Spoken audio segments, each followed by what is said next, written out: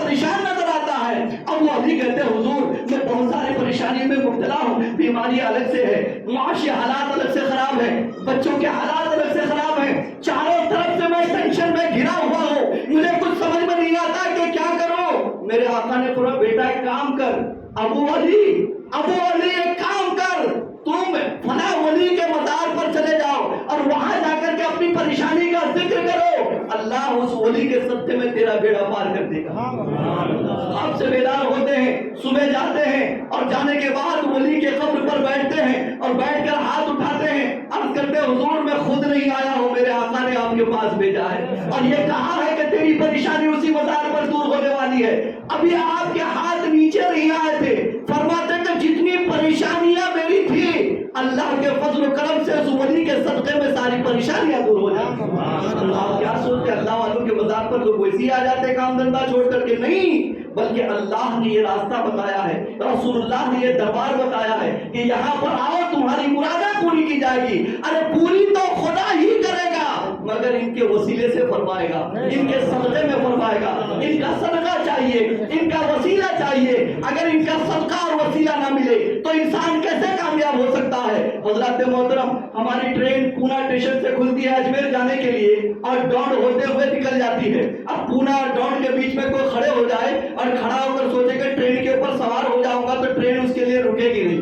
حالانکہ سامنے سے ٹرین جا رہی ہے, انجن بھی نکل رہا ہے, ڈبے بھی نکل رہے ہیں, فرسٹ کلاس بھی گزر رہا ہے, سیکنڈ کلاس بھی گزر رہا ہے, سلیپر بھی گزر رہا ہے, جنرل ڈبہ بھی گزر رہا ہے, مگر کسی پر بیٹھنے کی اجازت نہیں ہوتی ہے. اجازت کہاں ہو رہی ہے؟ جہاں پر اسٹیشن بنا ہوا وہیں پر اجازت ہو رہی ہے. تو اب جب آپ اسٹیشن میں چلے گئے تو آپ کو یہ نہیں دیکھا جاتا کہ شیخ صاحب آیا ہے, کہ خان صاحب آئے ہیں, کہ سید صاحب آئے ہیں, کہ تامولی صاحب آئے ہیں. سب صاحب کے لیے ٹرین کھڑی ہے, کوئی بھی بیٹھ سکتا ہے. ایسی اللہ والوں کا مزار ہے, ان سے دور رہ کر کے اللہ کی رحمت ہم مانگتے ہیں, ہمیں ملتی نہیں ہے, چونکہ رحمت کا اسٹیشن تو اللہ والوں کا مزار بنا ہوا ہے. کہ اگر رحمت پانا چاہتے ہو تو اللہ والوں کے مزاروں پہ آ جاؤ, اور یہاں آنے کے بعد پھر دیکھا نہیں جاتا ہے کہ آنے والا چور آیا ہے, کہ آنے والا اچکا آیا ہے, کہ آنے والا شیخ آیا ہے, کہ آنے والا سید آیا ہے, کہ آنے والا تنبولی آیا ہے, آنے والا گنہگار آیا ہے, کہ آنے والا نیکوکار آیا ہے, بلکہ یہ دیکھا جاتا ہے کہ آنے والا میرے محبوب بندے کے قریب میں آیا ہوا ہے, آنے والا اللہ والوں کے پاس آیا ہوا ہے. تو اللہ جو یہاں گنہگار آ جاتا ہے اس گنہگار کے چہرے کو نہیں دیکھتا, بلکہ اپنے دوست کے چہرے کو دیکھ کر دامن بھر دیتا ہے, اپنے دوست کے چہرے کو دیکھ کر دامن بھر دیتا ہے. حضرات محترم, وقت میرا پورا ہونے والا ہے, بس اخیر چند باتیں میں آپ کی بارگاہ میں عرض کر دوں. 8 بجے تقریر ختم کرنے کے لیے حکم ملا ہے, انشاءاللہ 8 بجے تک ہی گفتگو ہوگی. درود پاک پڑھ جاتا ہوں. سیدنا مولانا محمد الباری وسلم صلی اللہ علیہ وسلم علیہ یا رسول اللہ صلی اللہ علیہ وسلم. حضرات محترم, اللہ والوں کے دامن کو خالی دیکھ کر کہ ان کے جیب میں کچھ نہیں, کچھ لوگ دھوکہ کھا جاتے ہیں. ارے کمال کرتے ہو تم لوگ بھائی, اگر ان کے پاس کچھ ہوتا, کوئی پاور ہوتا, کوئی طاقت ہوتی, تو ان کے مزار کے اوپر مکھی بیٹھا, وہ مکھی نہیں بھگا پا رہا ہے. مجھ سے ایک شخص نے سوال کیا, حضرت آپ لوگ کہتے ہیں اللہ والوں کے پاس جو حاجتیں پوری ہو جاتی ہے, میں گیا تھا جا کے دیکھا کہ ان کے چادر کے اوپر مکھی بیٹھے, وہ مکھی نہیں ہٹا پا رہے ہیں.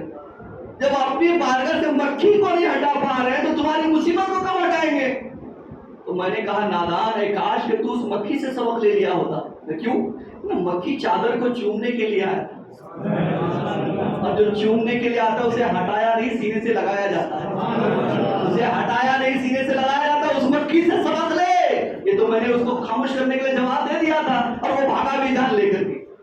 لیکن صحیح یہ ہے کہ اللہ والوں کا دربار انہیں خالی ہاتھ دیکھ کر کے, کہ بڑے محل میں نہیں رہتے ہیں, بہت زیادہ تاج والے نہیں ہیں, جیب میں پیسے نہیں ہیں, یہ خالی ہاتھ دیکھ کر کے مت سوچنا کہ اللہ والوں کے پاس کچھ نہیں ہے. ارے ان کا ہاتھ خالی ہے, زبان میں بہت کچھ رکھا ہوا ہے. ہاتھ خالی ہے, زبان میں بہت کچھ ہے. خواجہ نظام الدین اولیاء کی بارگاہ سے لنگر جاری تھا. لنگر دیکھ کر بادشاہ پریشان کہ میں بادشاہ ہو کر کے اتنے لوگوں کو کھلا نہیں پا رہا ہوں, اور ایک فقیر آدمی ہو کر کے روزانہ اتنا بڑا لنگر چلا رہا ہے, یہ خزانہ آ کہاں سے رہا ہے, پتہ لگانا چاہیے. ایک وزیر کو بھیجا کہ دیکھو پیسے کہاں سے نکال رہے ہو. وزیر آیا, بیٹھا ہوا ہے. خواجہ صاحب سمجھ گئے کہ کس نیت سے آیا ہوا ہے. ان کے دل میں, ان کے سامنے والے کے دل کی خبر تو رکھتے ہیں اللہ والے, تو سمجھ گئے کہ کس نیت سے آیا ہے.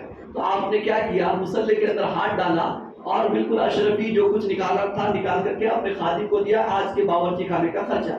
دیکھا اچھا یہاں ہے خزانہ چھپا ہوا جس کے اوپر آپ بیٹھے رہتے ہیں۔ اب تک تو خبر نہیں تھی، لیکن آج پتا چل گیا، بادشاہ کو بتا دوں گا کہ مصلے کے نیچے ہی پورا خزانہ ہے۔ خواجہ صاحب نے دیکھا کہ شک تو اس نے کر لیا، اس کو یقین دلانا چاہیے۔ آپ اٹھ کر کے چلے گئے کہ میں جاتا ہوں باہر، ذرا آتا ہوں۔ خواجہ صاحب چلے گئے، اس نے سوچا کہ ذرا دیکھتا ہوں کیا مسلح اٹھا تو دیکھ رہا کچھ بھی نہیں، مسلح اٹھا تو دیکھ رہا کچھ بھی نہیں ہے، اشرف ہی تو کیا ہے، پھوٹی کوڑی بھی نہیں ہے۔ تو انہوں نے ایسے ویسے کھود کھاد کر کے دیکھا کہیں سراغ برآمد تو دیکھ رہا کچھ بھی نہیں ہے۔ آئے خواجہ صاحب بیٹھے مسلح پر،